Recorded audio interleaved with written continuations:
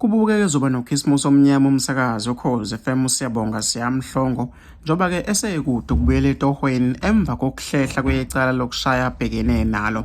UMhlongo ubevele enkantolo yemantshi yaseThekwini izolo ngoLwesithathu, lapho bekulindele ukuba kuqhubeke ukulalela kwecala lokushaya ngenhloso yokulimaza owesilisa okuthiwa-ke wezinqandamathe sakhe. Kusukela kwenzeka lesi sigameko ekupheleni ka-Agasti nonyaka, uMhlongo akaphindanga wabuyela emoyeni, kanti kuphinde kwavela iy'ndaba zokuthi noma-ke kuphinde kwavela iy'ndaba zolomsakazi wahamba wayocela ukubuyela emoyeni kubaphathi bomsakazi ekhala ngendlala, kodwa-ke watshela ukuba noma-ke udaba lwakhe lokubuyela emsakazweni luyokhulunywa kahle-ke mhla sekupheleke ukuqula kwecala abhekene nalo.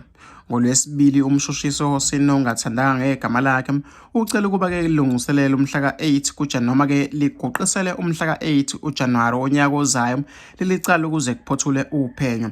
Uthi umbuso-ke usephezu komsebenzi wokuthola izitatimende okungesikaMhlongo nesikaMmangali ezizosetshenziswa njengoba-ke ubufakazi kuleli cala noma-ke njengobufakazi kuleli cala noma-ke uphinde uthole isikhathi esanele sokuzilungiselela ukuqulwa kwecala libeke eseliguqela-ke unyaka ozayo.